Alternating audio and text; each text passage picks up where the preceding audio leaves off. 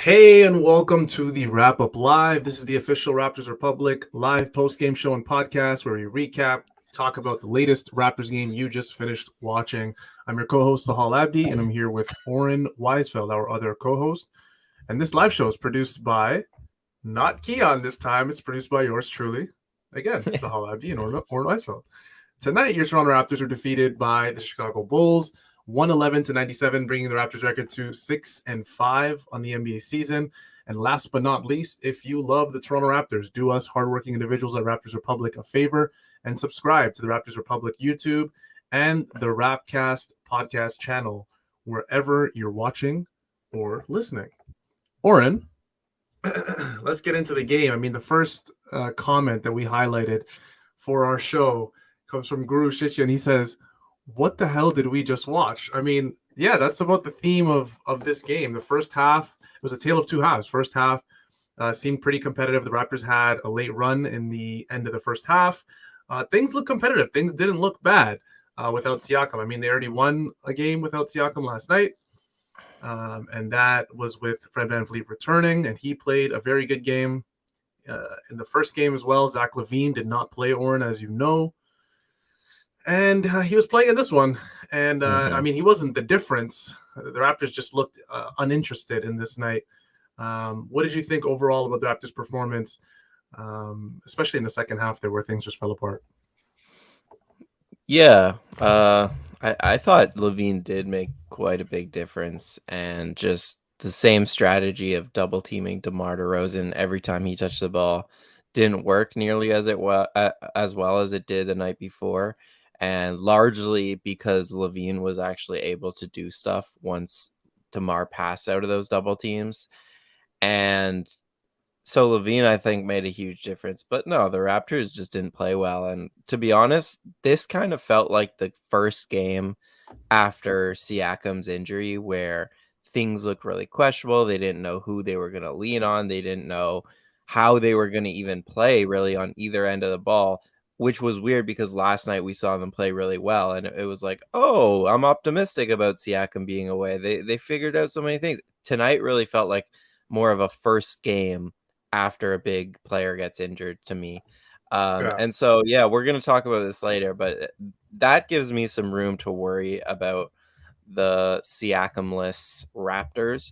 But tonight, yeah, like the strategy did not work to trap DeMar like that. And not enough guys, like we'll get into some of these guys, but they weren't good offensively tonight. Yeah, and maybe I didn't word things properly. Zach LaVine definitely did make a difference. I mean, he had 30 points. He was the Bulls' highest scorer, 11 for 20. 30 points, by the way, in just 32 minutes. What I meant, essentially, Oren, was that the Raptors beat up themselves a lot of times in this game. Just a lot of sloppiness, turnovers. And I don't know if you can really blame Nick Nurse during the game, at least. I mean, you could, for sure, I agree with you when you say maybe the strategy heading into the game didn't really work in terms of throwing all these double teams just like they did last night at DeMar, forcing the other guys to beat you, and it worked obviously in a game where they didn't have Zach LaVine, because when the Bulls have that secondary scorer, I mean, they're gonna take advantage. I mean, they didn't have him last night, and they were relying on guys like Patrick Williams, Dosunmu, and a bunch of other guys, Javonte Green. And now it's like you have Zach LaVine, who on any given night can drop 30, 40 points. And he did that tonight. And it's difficult because now you go into the game, right? Starting lineup's different now with Pascal Siakam out. He was obviously out with the groin injury that's going to sideline him for a few weeks. Kem Birch out as well with knee soreness. So the Raptors went with Fred VanVleet, Gary Trent Jr., OG Anunoby, Scottie Barnes, and Christian Koloko to start the game. Obviously, again, no Pascal Siakam, but that's still a pretty strong starting five. I mean, you have four of your starters in there. You have Christian Koloko as well, who's basically become like the quasi-starter as well. He's become that, I guess, I don't want to call him a sixth man, but that sixth starter almost, with Pascal being out for a little while, Fred being out for a little while. And then on the other side, Oren, the Bulls did not have Lonzo Ball. Obviously, he hasn't played a game this season so far. Kobe White was out as well. Andre Drummond was out with a shoulder injury. So some guys were missing in this game, but I mean, now you go into it, it's a back-to-back, and it's difficult because you have the home and away. These guys fly to Chicago. You're coming off a really good win, Yeah. and the Raptors just looked absolutely exhausted. During the game, Nick Nurse tried everything, Oren. He went 12 deep. He tried absolutely everything. Yeah. What did you think, I guess, at least about Nick Nurse's adjustments during the game? Yeah, well, I want to say like either you view a game like this as they got tired on a second night of a back to back. A lot of these things are easily correctable, which I think a lot of people do. And by these things, I mean like the Bulls had 9 offensive rebounds to the Raptors 5 offensive rebounds. That's not what they want. The Raptors, only had how many fast break points tonight? 13 fast break points to 16 for the Bulls. We know that's not how they want to play. So either you think, the rebounding, the fast break stuff, they'll figure that out. They were just tired, sloppy. Or you think these are kind of structural problems when Siakam is out of the lineup because he's their best rebounder to start the season. And he's everything for them in transition. He's almost always the guy taking the ball up the court, making decisions in transition. And so I guess you have to fall into one of two camps. Like, do they just solve these problems by a little more focus and a little more effort? Or are these problems kind of going to persist for the next couple of weeks here with Siakam out? So I think going back to Nick Nurse, that's kind of what he has to figure out. Like, do they have to change the way they play with Siakam out because he has been so much of everything for them? Or can they keep playing the same way and just kind of hope that like effort will get them there? Yeah, for sure. And, looking at the team stats just down the line, you see the Raptors did cause a bunch of turnovers. The Bulls had 22 in this game, and the Raptors had 21 points off of those turnovers. So this is what you would expect on the second game of a back-to-back. Just really sluggish, kind of, nonchalant, don't really care, turnover here, turnover there, basketball. The difference is there's two main differences I can see, at least on a surface level, looking at these stats, and that's the shooting. This field goal percentage difference is a 10% difference between both teams. And then obviously the rebounds, like you mentioned, the Bulls had 49 compared to the Raptors 31. And obviously, again, more rebounds come with more missed shots. But again, like you said, 9 offensive rebounds to 5 is not great at all. That's just more and more second chance points. And a place where the Raptors struggled, like you said as well, fast break points, only 13 in this game. Not many. Yeah. You would expect to see a lot more fast break points when you can force, 20 plus turnovers in a game like this. Going backwards, though, Oren. Yeah. Going backwards really quickly. How this game started? Did you like anything that you saw with how the game started in the first half, or anyone in particular? Yeah, like I thought Fred set a tone, and I want to talk about Fred because he really set a tone defensively. He was jumping after loose balls, doing everything. Like there was a couple plays where, they were trapping DeMar and Fred was one of the guys trapping, but he was already calling over the help because he knew where the next pass was going and it was going to Levine. So they didn't have to rotate because Fred was communicating that so early. And even offensively, he was getting into the paint. He was setting the tone. And I thought he had a really good start to the game. However, I really thought it started to err too much on the side of Fred hero ball and not as much as the side of like, I'm going to set up my teammates. Because they're not winning games if Fred tries to go like hero mode and put up 30 every night. They're winning games if Fred gets everybody involved. And then at the end of the game, when we know he can, starts knocking down those timely threes and that kind of stuff.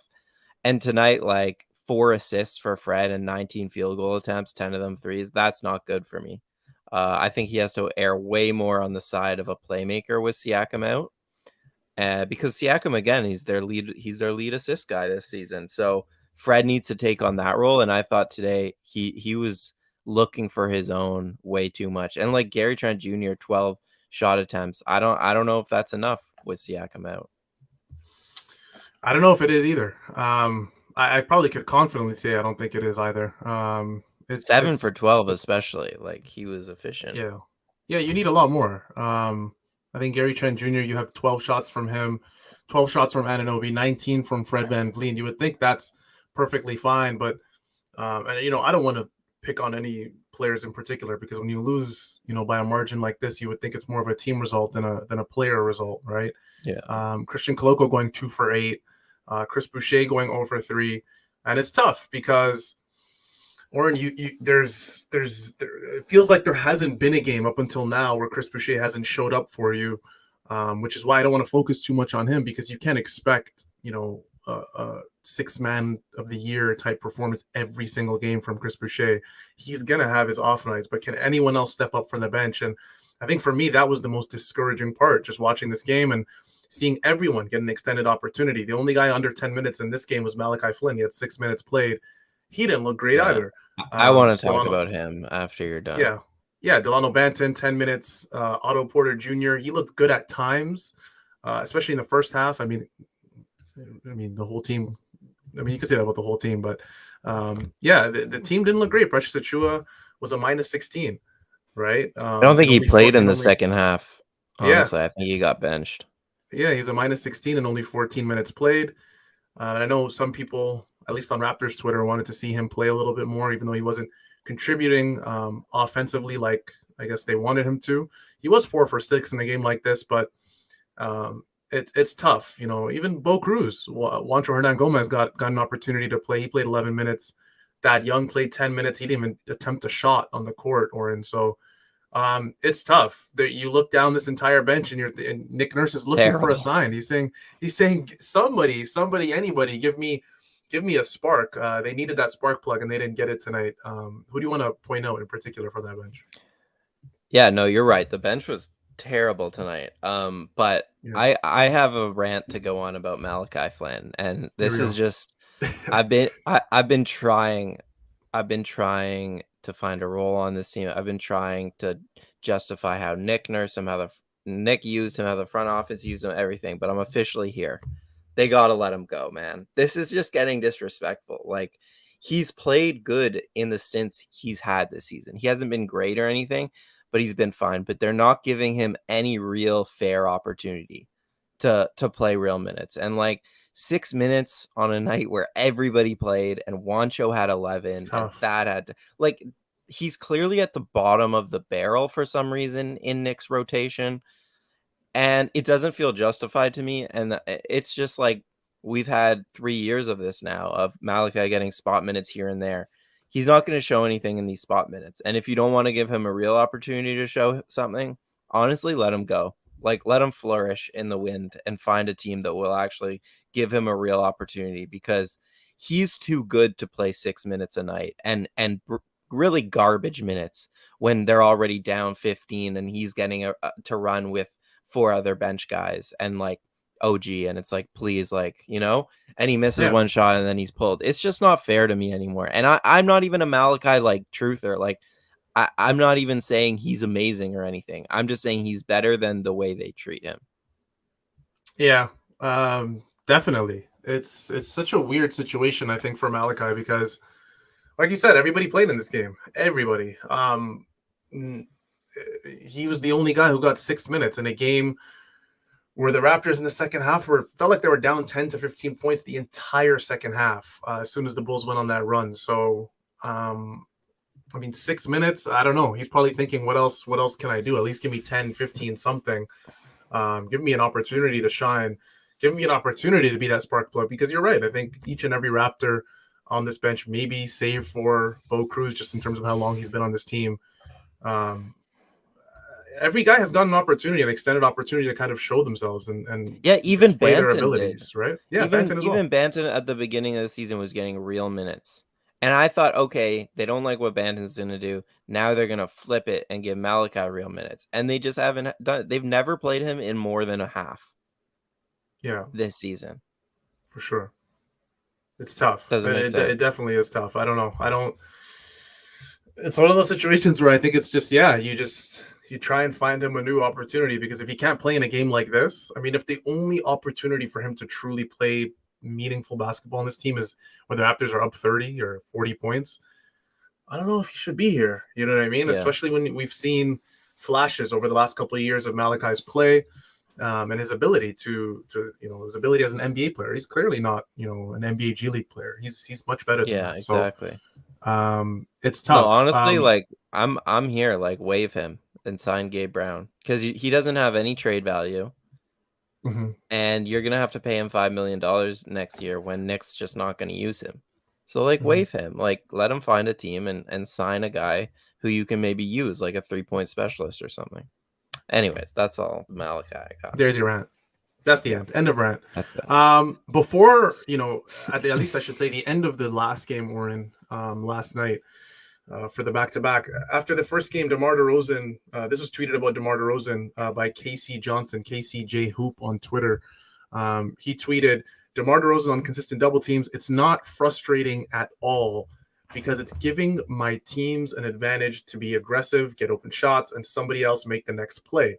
If we make a couple of those shots, it changes the dynamic of how they play me. And that was DeMar DeRozan's quote on how Nick Nurse absolutely blitzed him last night with double teams. And in this game, they tried that and they realized quickly that it just did not work because DeMar DeRozan has become a much better playmaker than years previous. Of course, we saw it in the last couple of years he had in Toronto, and that grew even more in San Antonio, and now he's in Chicago. And it's tough because the strategy, I don't know if it should have been the same when you walk into a game like this, especially knowing Zach LaVine's gonna be back, right? So do you blame Nick Nurse for a loss like this, or do you feel like it's almost like he made a mistake and he tried everything to kind of fix that mistake by giving everyone an opportunity, and at one point or another, it just comes down to the players. What do you think? Who do you place the blame on? I think this is like a natural transition to Siakam because for me, I don't blame Nurse. I'm actually really worried about how the Raptors are going to survive this next couple of weeks. There's the banner. Like Nurse might have to, as of right now, he's trying to play pretty much the same way. Fred has kind of stepped into the Siakam role as far as running the team, but everything else has basically been the same way. And I don't know if you can play that way. I think Siakam is just like I wrote about this today for Yahoo. Like this isn't like last season when Siakam missed the first 10 games of the season and the Raptors kind of made do because they had all of training camp to be like Siakam's missing games. We're going to build a team around these different parts. This season, they built the team so clearly around Siakam being the number one option. His usage is 33.3%. 6% jump from last season. His assist percentage is number one among forwards in the league this season. That includes like LeBron James. Like he's assisting on 35, I think, percent of his teammates' baskets. So he's everything for the Raptors. And I don't think it's as easy as just, oh, we lost him, next man up. Fred steps up, OG steps up, Scottie steps up, and we're good. Like I don't blame Nick because I don't think there's much Nick can do here. I think the way this team even go to the Otto Porter signing. They signed Otto Porter because that's exactly the type of player you need around Pascal Siakam to succeed in the playoffs. So I just think you can't blame Nick Nurse when this whole team was built around Siakam. It's going to be really, really hard to kind of survive without him, especially because the schedule gets really tough after this next week. Yeah, it's funny. We were talking about it a few games ago how the schedule is going to get easier, and then down goes Siakam, and now everything changes, right, for the Raptors. Like I'll pull up the schedule. It's a very unique situation the Raptors find themselves in because now you're missing your best player, and Siakam was obviously their best player last season, the season prior, but now Siakam's taking on a whole different role, right? His like you said, his usage is much higher. The Raptors are really treating him, and he deserves this as well. He's been playing like a superstar. So, like any other team, when you lose that guy that you rely on so much for not just one thing. I mean, Siakam, in terms of scoring, playmaking, his ability to rebound the ball. Siakam would have really helped on the glass in a game like this tonight. Exactly. Difficult, very difficult. This isn't a guy who. Let me think of a random NBA player, Rudy Gobert, who mostly gives you an elite level of performance on one end of the floor, right? Defensively. Offensively, can you miss Rudy Gobert some games? Sure, right? I mean, he's a great screener, great roller, but you can miss a guy like that. Siakam is tough because he gives you borderline elite level, if not elite level, on both ends of the floor. Yeah. So now you're in a situation where, like you said, it's not necessarily next man up. But, Oren, Um, you know, you have OG Anunoby, you have Scottie Barnes, you have Gary Trent Jr. The Raptors aren't a team that's just a superstar and a bunch of role players. I'm a Yeah. little bit concerned, Oren, with one player in particular.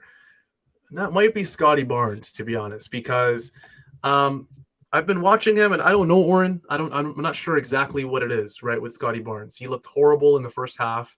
I'm not sure Yeah. if it's an injury situation. You probably know more than me. I'm not sure if he's exhausted. There's plays, Oren, where he just looks not interested. And I know a lot of that's going to get masked, with certain plays. Like, for example, the massive highlight dunk he had, one of the better poster dunks we've Oh seen, I yeah. think, in Raptors history. I know Oh, a I lot of people gotta are pull that underrating that up. dunk. We gotta A lot, remove the banner while we show it though, or yeah, else yeah. A lot, how, a lot, can you a remove it? lot, Okay, a there we lot go. of people are underrating this dunk because it Unbelievable. started on one player and it ended on another. But considering Vucevic's size, his height, all of that, considering the fact that this was Caruso and then just running right into Vucevic, this looked a lot like a Giannis type Yeah. poster. It And just and was and so cool. I think It what scares looks me the so most, cool. Oren, is the fact that we see Giannis do this every other night. And for me, this qualifies as one of the better posters, I think, in Raptors history. But like I Yeah. said, I don't want to stray too far away from the topic. It was a great Okay. highlight, but I think this Great stuff. highlights like these are going to mask, um, a poor game from Scottie Barnes. Are you a little bit Yeah. concerned with Scottie Barnes and just his performances recently? You can put the banner back up. I think when people see dunks like this, they're like, this is what I see on Twitter. People are like, why doesn't he just do that every play? Why doesn't he have that aggression Yeah. every play? And I think, like, am I concerned? I'm only concerned if you're asking him to do more than they already were asking him while Siakam was playing, which they're probably going to do. They're probably going to ask. And yeah, that concerns me because, like, he's 21 years old. I just think you're asking too much of him to go guard the point guard on one team and then play make on offense and be a scorer on offense, be a rebounder, force turnovers, be in transition. They have already asked a ton of Scottie Barnes as a rookie Mhm. and a second-year player. So to ask more of him and to ask him to kind of run the offense or be this really aggressive guy who takes 20 shots a night, yeah, I think you're asking too much of him just for how few reps he's had doing that at an NBA level. And also given that he is the type of player that's not his natural mentality to be aggressive. His natural mentality is to find teammates. That's always how he's played. So I'm concerned in the sense that same goes with OG, same goes with Fred and Gary. All those guys, to me, were kind of in a perfect role playing 2 or 3 or 4 under Pascal. Now you go Fred up to 1, OG up to 2, Scottie up to 3. That worries me. Like, I think now they're in a position where they're doing a little bit too much. And that's why I'm worried about the offense. And you talked about rebounding. Koloko really struggled on the boards, really struggled Yeah. with the fouls today. And you forget how much Siakam helps him playing the 4 beside him. He just cushions. There's that additional rim protection. There's rebounding. There's everything that Siakam makes life easier on Koloko. So yeah, I'm worried about everyone, I guess. He was a bit reckless tonight. He had 6 blocks last night, so that was really cool to watch because obviously, quote unquote history for the Raptors, I guess, for that Raptors rookie. But he looked a little over aggressive at times. He got into foul trouble early. Like I said earlier, he was 2 for 8, so not a fantastic game from him. But just going all the way back, right? Because Chris Boucher did play only 14 minutes. I know a lot of people were clamoring for more minutes for him. He played 14. Otto played 17. Is there anyone specifically on the bench or even in the starting lineup that you felt, I guess, other than Malachi Flynn, because we already addressed that you felt kind of deserved more minutes? I feel like Chris Boucher maybe deserved a little bit more than 14 tonight, because he's proven that he can be that consistent spark plug for Toronto, right? Yeah. That is a Only three little bit shots. surprising. Yeah. Yeah, It weird. could have to do with the fact that he had an injury and this was a back-to-back, so maybe they're being cautious with him. Mhm. I think Precious is a guy who, if we're talking about not just this game, but going forward with Siakam out, like he's gonna have to step up, and I think he's capable of adding some offensive juice with Siakam out, especially in transition. He's a guy who can really take it and go, and they lack those guys with Siakam out.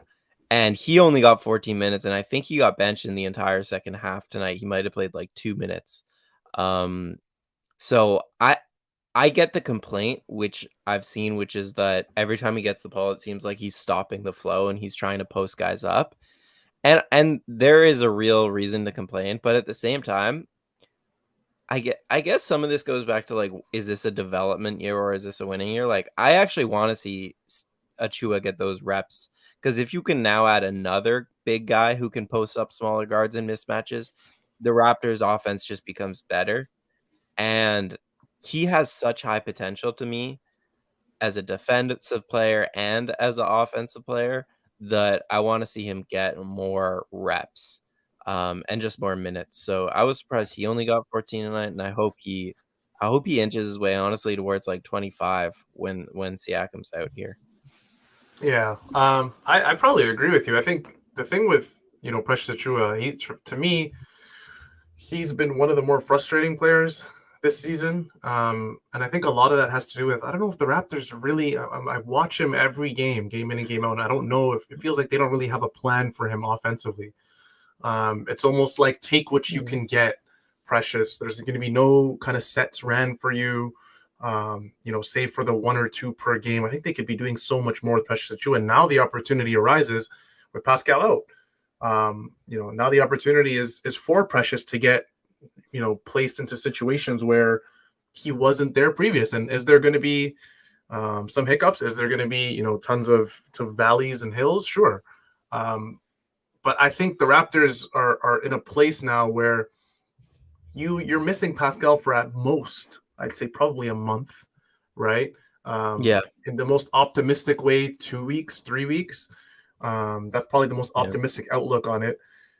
But he's not gone for the season or half the season or anything like that. And you still have a pretty competitive team. So I think I look at this situation and I go, let's see what you can get from a guy like Precious, right? Let's see what you can get. And some people would say he doesn't deserve it. And I probably would agree to a certain extent with that. But I mean, you don't really have a choice now, because if Siakam's out and Scottie Barnes is going to have games where he doesn't want to shoot 10 plus times from the field, Precious is probably going to be that guy off the bench, because let's face it, Oren, you're not going to play 12 guys every single game. You're not going to play 11 guys every single game for Nick Nurse. You're probably going to go 8, 9, possibly 10 deep. So yeah, I agree with you for sure. Precious is that guy to look forward to, I think, to take a larger step. Yeah, we'll see. I just wanted to pull up the schedule because it's really easy, these next 4 games. Like, this is about as easy as it gets, and that's why it is fortunate that in a certain way this is when he went out, not the beginning of the season. But basically the projected date of return would be the Nets game here. And so yeah, like, I'm not saying this is tank season or anything like that for the Raptors. They're going to be fine. But look, like, these next 6 games, Siakam's going to almost for sure miss those. And then he's supposed to return around here, but that's only best case scenario. Best case. Last time he had a groin Nets injury. Game, right? Yeah, but last time he had a groin injury was 3.5 weeks. So this is the 2-week mark. This is best case. And even if he does, he's not going to be playing his best the first couple of games back, because we know this with injured players. And the schedule gets really tough. Nets, Mavericks, Cavs, Pelicans, Nets. So there's a little reason to be concerned here. I'm just saying, in the next month of basketball, like, that's a tough schedule. Siakam's probably not going to be at his best for it. But yeah, he'll be back soon enough to right the ship for sure. And like, I'm still confident they'll be a playoff team and all that. If you can go back, Oren, to the schedule really quickly, I think when you look at, I think you got to go a little bit deeper, man.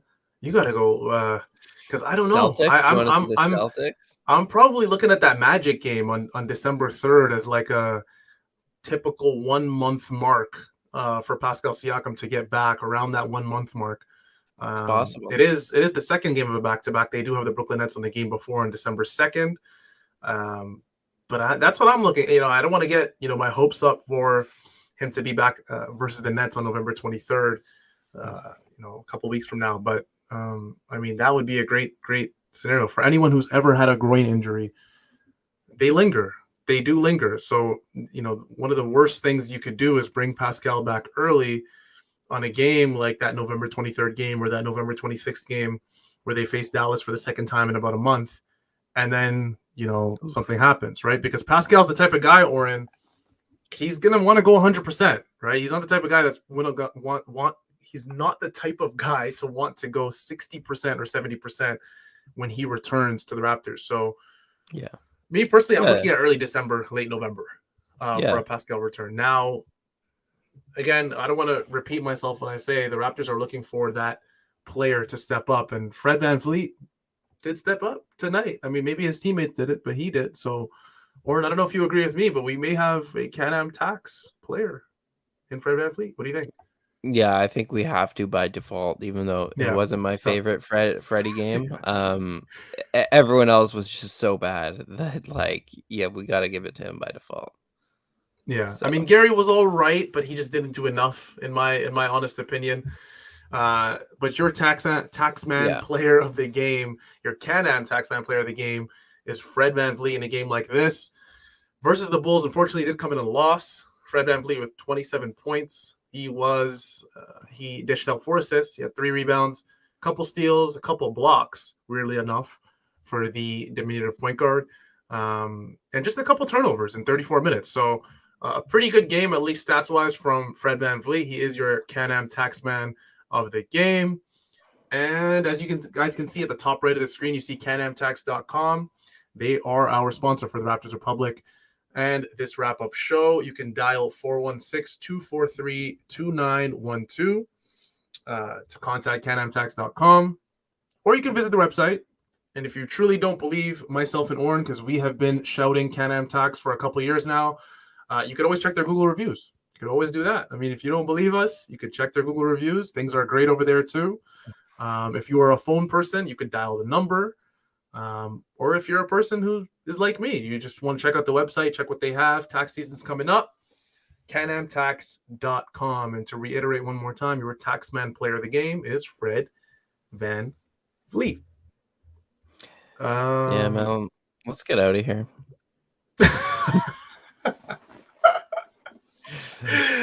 Tweet of the night. Tweet of the night. Okay. Here we go. Here we go. It's for our podcast listeners. We are currently at the tweet of the night point of our show, and unfortunately, Orange showing it in 120p for everyone to watch. This is Amit's fault. You know what? Okay, You're right. Thank you so much, Amit. We really appreciate you giving us that video. Looks like we're watching it from a VCR.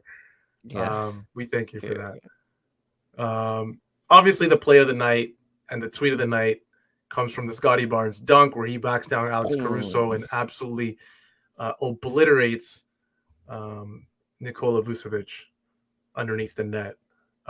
Probably early contention for dunk of the year for the Raptors, and it will likely at the end of the season be in contention for dunk of the year. Almost explodes Nikola's head on this dunk. So that's your tweet of the night, and that comes from Tim and Friends. Your friends at Sportsnet, Tim and Friends. That's crazy. It was funny. My brother texted me maybe a minute before this dunk, and he said, he said, brutal half from Barnes. He's looking really bad. and then I was thinking about how to reply to that, and then that's when he dunked this, and I was like, holy smokes. That was crazy. Yeah, tough night for your Toronto Raptors. That's going to wrap it up for myself and Oren Weisfeld. But before you guys leave us tonight, don't forget to like the video if you are watching live. We need you to also subscribe to the Raptors Republic YouTube if you haven't already, especially if you're coming here every night or every other game to watch Wrap Up Live. We appreciate you as always. You guys are the lifeblood of our YouTube channel, of our show, of our podcast. We do appreciate you guys a lot, but the least you can do for us is just leave a like for us and subscribe to the Raptors Republic channel. This was the wrap-up, your official Raptors Republic post-game live show. where your Toronto Raptors were unfortunately defeated by the Chicago Bulls, 111-97, bringing the Raptors record to 6-5 on the NBA season. The live show was produced by yours truly, Sahal Abdi and Oren Weisfeld. That was it for us. We'll see you Wednesday night, Oren? Wednesday night after the Houston Rockets. That's a winnable game. And then everyone will say, the Raptors will be fine. But really, it's just the Houston Rockets. It's just the Houston Rockets who have an average age of 12 Let's not years take old. anything away from that game. Let's promise right now, like as a fan base. Let's definitely not do that. So long to DeMar DeRozan and the Chicago Bulls. That was it. Hopefully we will pull out a win on Wednesday versus the Houston Rockets. See you next time.